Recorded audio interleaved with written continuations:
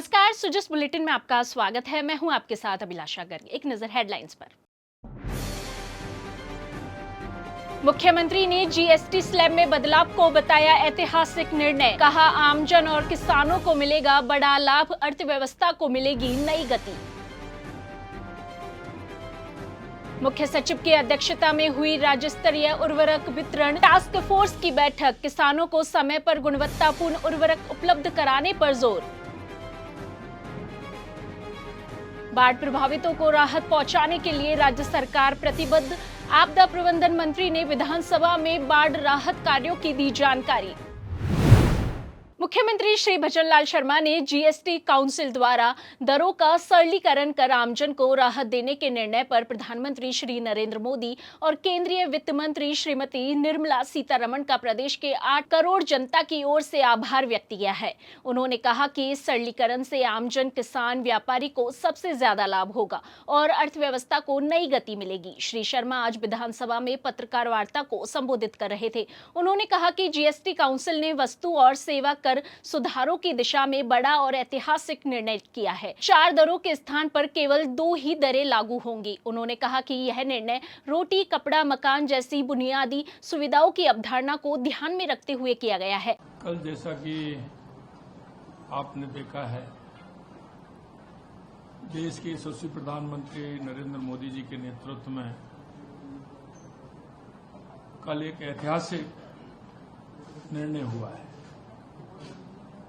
GST council ने वस्तु एवं सेवा कर सुधारों की दिशा में एक बहुत ही बड़ा ऐतिहासिक निर्णय लिया है।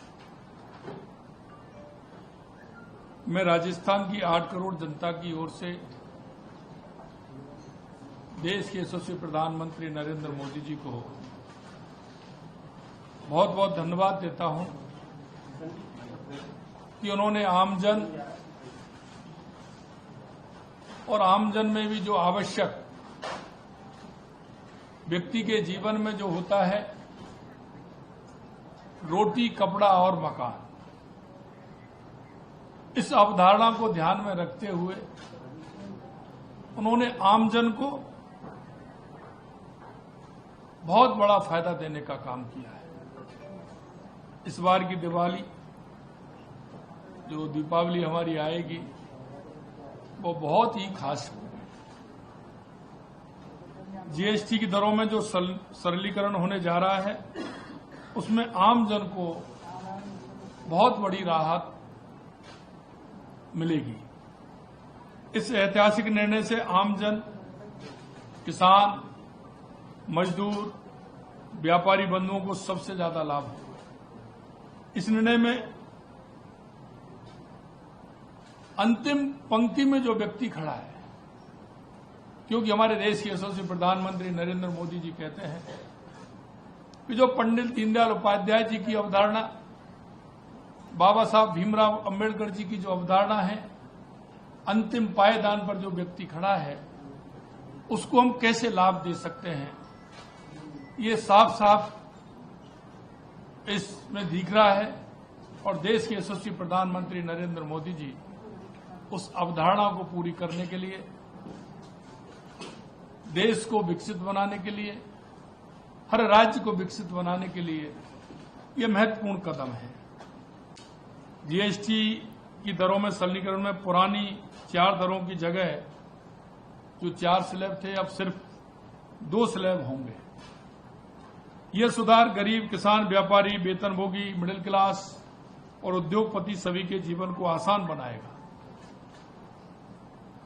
और अर्थव्यवस्था को भी नई रफ्तार मिलेगी। आदरणीय प्रधानमंत्री जी के नेतृत्व में डबल इंजन की सरकार राजस्थान और पूरे भारत के विकास और जन कल्याण के लिए निरंतर कार्य कर रही है। और मैं एक बार आम जन की आशाओं और आकांक्षाओं को पूरा करने के लिए देश के यशस्वी प्रधानमंत्री नरेंद्र मोदी जी को बहुत बहुत धन्यवाद देता हूं। हमारी केंद्रीय वित्त मंत्री जी को बहुत बहुत धन्यवाद देता हूं कि उन्होंने जिस तरह से ये आम जन को ध्यान में रखते हुए ये परिवर्तन किया है। और मैं आपके माध्यम से भी कहना चाहता हूं कि इससे आम जन को बहुत बड़ी राहत मिलने वाली है। मुख्यमंत्री श्री बचनलाल शर्मा ने राजभवन में राज्यपाल श्री हरिभाऊ बागड़े से शिष्टाचार भेंट की। इस दौरान मुख्यमंत्री श्री शर्मा और राज्यपाल श्री बागड़े ने प्रदेश के विकास से जुड़े विभिन्न मुद्दों पर गहन चर्चा की। इस दौरान राज्यपाल ने अपने 1 वर्ष के कार्यकाल पर आधारित पुस्तक अभ्युदय की ओर की प्रति भी भेंट की। इस पुस्तक में उनके कार्यकाल के दौरान किए गए विकास कार्यों और उपलब्धियों का समावेश है। मुख्यमंत्री ने राज्यपाल के प्रयासों की सराहना की और प्रदेश के समग्र विकास के लिए सहयोग की प्रतिबद्धता व्यक्त की। मुख्य सचिव श्री सुधांशु पंत की अध्यक्षता में आज राज्य स्तरीय उर्वरक वितरण टास्क फोर्स की बैठक आयोजित की गई। बैठक में किसानों को समय पर और गुणवत्तापूर्ण उर्वरक उपलब्ध कराने के महत्व पर विशेष बल दिया गया। मुख्य सचिव ने सभी संबंधित विभागों को निर्देश दिए कि वे वितरण प्रक्रिया को सुचारू और पारदर्शी बनाए ताकि किसानों को बिना किसी बाधा के आवश्यक उर्वरक मिल सके। बैठक में उर्वरक आपूर्ति श्रृंखला की समीक्षा की गई और भविष्य में आने वाली चुनौतियों से निपटने के लिए रणनीतियों पर चर्चा हुई।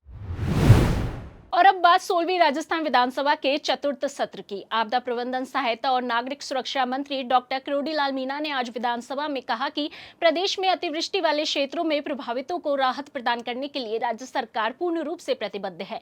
बाढ़ प्रभावित क्षेत्रों में स्थानीय प्रशासन के द्वारा आश्रय स्थलों का निर्माण किया जा रहा है। फूड पैकेट और अन्य आवश्यक सामग्री भी उपलब्ध कराई जा रही है। हमने आश्रय स्थल जहाँ बरसात ज्यादा हुई है वहाँ नगर पालिका, नगर परिषद को कह के आश्रय स्थल और ग्राम पंचायतों को कह के आश्रय स्थल बनाए हैं और जहाँ खाना नहीं पहुँच पाया वो भोजन के पैकेट भी भेजे हैं। तो अब दे रहे उक्त अवधि में बाढ़ से प्रभावित 26 मृतकों के आश्रितों को 104 लाख रुपए बांटा जा चुका है। पशुधन से की क्षति से प्रभावित 8 व्यक्तियों को 2,53,000 रुपये दिया है। आवासीय क्षति से प्रभावित 515 व्यक्तियों को 184.74 लाख रुपए दिया है। बर्तन के लिए 193 लोगों को 10 लाख रुपए दिए हैं और भारत सरकार द्वारा जो जारी मापदंड हैं, आप सभी जानते हो भारत सरकार जो मापदंड जारी करती है उसी हिसाब से सहायता दी जाती है। राजकीय विद्यालयों के बच्चों में पढ़ने की आदत विकसित करने और पठन क्षमता बढ़ाने के लिए वर्ष 2024 में चलाया गया अभियान प्रखर राजस्थान सफलता के नए कीर्तिमान गढ़ चुका है। प्रखर राजस्थान के दौरान किए गए AI आधारित मूल्यांकन ओरल रीडिंग फ्लुएंसी से बच्चों का उनके स्तर के आधार पर वर्गीकरण किया गया। अब बच्चों को रीडिंग रेमिडिएशन पैकेज के माध्यम से अगले स्तर पर पहुंचाने के लिए आ रहा है प्रखर राजस्थान 2.0। प्रखर राजस्थान 2.0 को 5 सितंबर को आयोजित होने वाले राज्य स्तरीय शिक्षक दिवस समारोह में लॉन्च किया जाएगा। L for lawyer, M for monkey, N for nest, O for orange, P for parrot, P for parrot.